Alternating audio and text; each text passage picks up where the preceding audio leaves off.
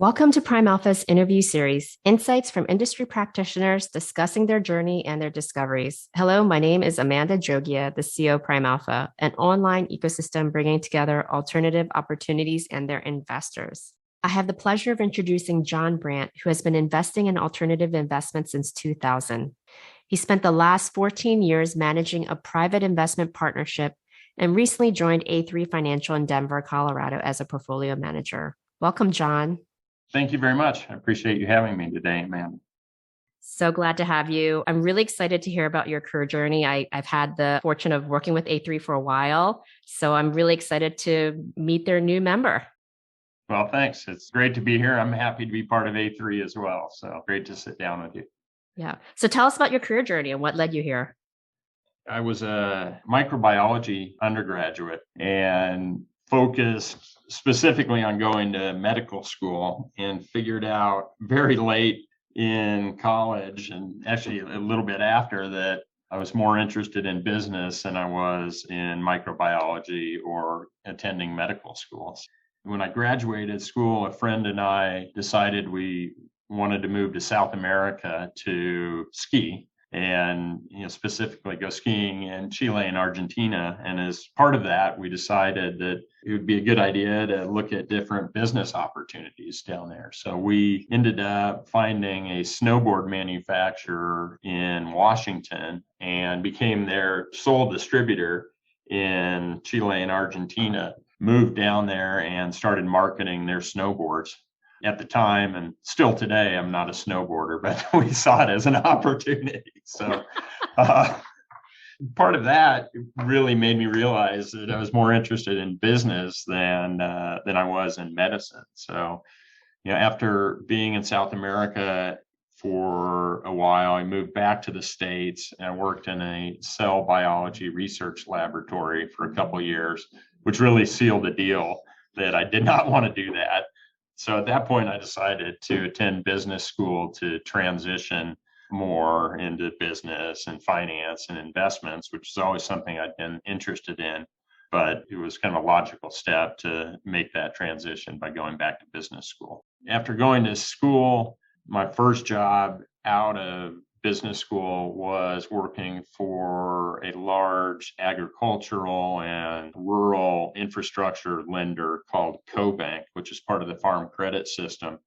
I was specifically focused in the capital markets group on structuring and syndicating bank loans to their rural infrastructure, which included energy, generation and transmission, and wireline and wireless companies, and focus on structuring and selling the larger bank deals to other banks and other institutional investors. I did that for about 5 years, specifically focusing on the credit side, and then moved to GE Capital, where I was doing a similar type role, specifically focused on media and telecom. And again, very focused on credit, primarily on first lien and a senior structured bank loans, but also active in mezzanine and second lien loans. But my foundation from a career perspective was really on the credit side. And then in 2007, we moved back to Denver and joined a RIA that had its primary business as managing a private partnership in a hedge fund type format.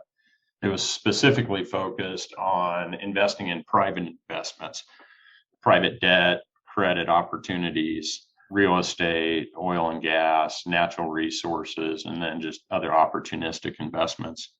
By its very nature, it was very diversified, but in general, our strategy was to focus on income, focus on downside protection, and I still was able to leverage a lot of what I'd learned on the credit side prior to joining that hedge fund. And finally, just recently joined A3 Financial, which really dovetails well with what I'd done previously in my career, both on the credit side and just in general on the private investment side. And talk a little bit more about why we think that's very well positioned for investors today. But I'm very excited to join A3 as part of the portfolio management group, and it's a great group. So, yeah. What was that pivotal point when you decided to join A3? Yeah, that's a good question. I known a couple of the principals for over 10 years. So one of these, it's kind of a long process, but A3 is relatively new. So it was easy as we started having the discussions in terms of already knowing a couple of the individuals very well and being very comfortable and having knowledge that we viewed investments similarly and just had a similar focus from a business perspective.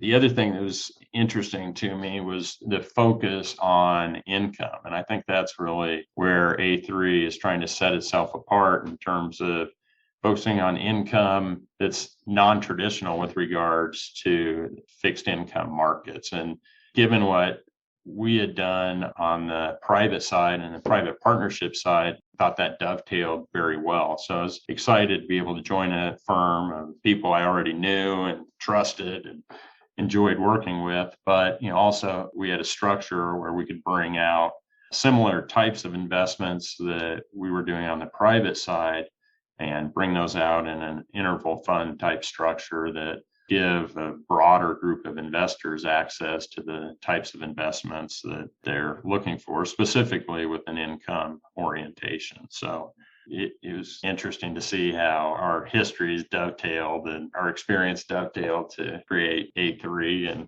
hopefully lead it forward to great things. So, just talking about your clients, what do you think is the value proposition that you bring to your clients? Well, I think we're in such a difficult situation today in terms of income and have been for years and years. It's more and more difficult to find income without really stretching from a risk perspective. We've been able to find more on the private side. I think general markets, fixed income side, both corporate debt, whether it's high yield or investment grade or even sovereign debt, are really priced for perfection. And it doesn't leave investors many opportunities to find income. And I think most investors, especially as they get older, but I think most investors in general want some exposure to income, and it's very hard to find today. So what we're trying to do is through some of these non-traditional types of investments on the private side, whether it's bank loans or individual hard money loans, just find different aspects where we can get our investors exposure to income that's not highly correlated with the general fixed income markets.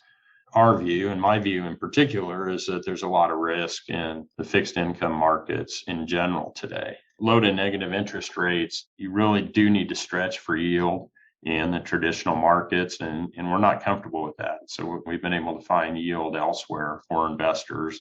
One of the things that we really hope to bring to our investors at A3 is exposure to that without being highly correlated to the general fixed income markets. Yeah. So you talked about the risk. Do you see any other kind of opportunities in the market? Well, I think in general, what we're seeing today is kind of a nichier space. Having done this for as long as we have, a lot of the investments that we find and that we make come through relationships that we've had, people we've done business with before, and there's a certain level of trust. They know that we can get things done in a timely manner, and they like working with us. So that tends to be where we're finding the best opportunities today. And, a lot of that, one, comes down to network. And then secondly, really just being able to get through the intricacies of investing in a private investment versus just going out and buying something in the traditional fixed income markets or equity markets, which can also be very difficult. But there tends to be a lot of due diligence that goes into these private deals, which may not occur on something that you buy just on a traditional brokerage platform. So that's really where we're seeing the opportunities, and particularly on private credit for some companies that are either not bankable in a traditional sense, or they need something either quicker than a traditional bank can provide the capital, or they just need something that's kind of outside the box. I think banks are still lending, but banks are very difficult to deal with. And if we can provide an interim capital solution to a borrower that benefits our investors at A3, then we like to be in that space and like to take advantage of that niche where we're in a more inefficient space where we can return a better return on capital. It's really interesting because you're in a unique seat. You've worked in mega big firms like GE Capital and you're joining A3. So I always think about every time I join somewhere new, I'm like, oh my gosh, I see the vision. I see the picture. So what do you see for the future of A3? It's interesting. And I think, I guess I didn't think about that too much in terms of the size of the organizations that I've worked for, both very small, very large, and somewhere in between. And it does give me a different perspective. Before I dive into some of the opportunities, it is from my perspective, I really enjoy working for a smaller firm because you have more say in the direction than we had, and I think it's more fun, looking at all different aspects of the business. That's one of the real benefits of A3. I think there are significant opportunities in bringing investors access to private investments through vehicles that are easier to invest through. And I think that's been one of the challenges for traditional investors to get access to private credit and real estate and natural resources in a way that they're still earning reasonable returns, but it's not too difficult for them to do that. And this interval fund structure solves a lot of those issues. As I look at A3 going forward, I think there are opportunities to go into other asset classes, whether that's real estate, natural resources, even private equity, and give investors exposure to these private deals, but do it through an interval type fund type structure. And from my perspective, and I think we've seen this in the past 20 years, 25 years, Yale really being on the forefront of the endowment model, and where investing in private investments can really drive returns. And that's been something that institutional investors, endowments, and single family offices and sovereign wealth funds have been able to take advantage of. But the more traditional high net worth individual hasn't had a lot of access to those types of investments, and RIAs have had a hard time getting access to a lot of those types of investments. So I think there's a real opportunity to bring a structure to individuals and RIAs that allow their clients or their individuals to get exposure to these types of private investments in an easier, more transparent manner. And my hope is that we can do that with other asset classes at A3 down the road. But as it currently stands, we're really focused on this income product. I think income is something that is important and likely becoming more important. We don't see this lack of income issue being solved anytime soon for investors. So we're hoping that what we're putting together would be attractive to investors in general. I've worked in big firms. I've worked also in small firms, serial entrepreneur. I like working for small firms too. Right. I mean, it's the whole purpose of this podcast. It's visionaries and innovators. So I think a lot of innovation comes from guys that are nimble and trying to solve for pain points. Really excited to see the story unfold. So when you aren't focused on investing, I won't ask you the superpower question. How do you spend your time? Being in Colorado, doing a lot of the Colorado things. As a skier, my daughter and I actually coach up at Winter Park, which is a lot of fun, and kind of passing years and years of skiing knowledge down to smaller kids. Otherwise, a lot of other Colorado type things, whether it's fly fishing, mountain biking, camping, etc. Probably more than anything now, just helping my kids try to navigate high school and get through all that. But my wife takes care of a lot of that. She's probably better at that than I am. Yeah, she's wonderful. So that's that helps a lot, and helps me do what I try to do from a professional standpoint, and spend time doing other things outside of work. Yeah, a lot of your success is going to be predicated on who you marry. It truly is a partnership, right? And I think you got to see eye to eye on a lot of things. You don't ever quite know what's going to come next, but. Yeah, like COVID. Yeah, talk about a lot of family time. I know, right? You really better like each other. Right. Oh my gosh. So thank you for taking the time to talk to us. Well, thank you. I really enjoyed it. And yeah, please let me know next time you're in Denver. We're always happy to host people. Get up skiing as well. That'd be Okay, fun. perfect. Well, I'll meet in Winter Park. Yeah, that's great. All right. Thank you. All right. Thanks, Amanda.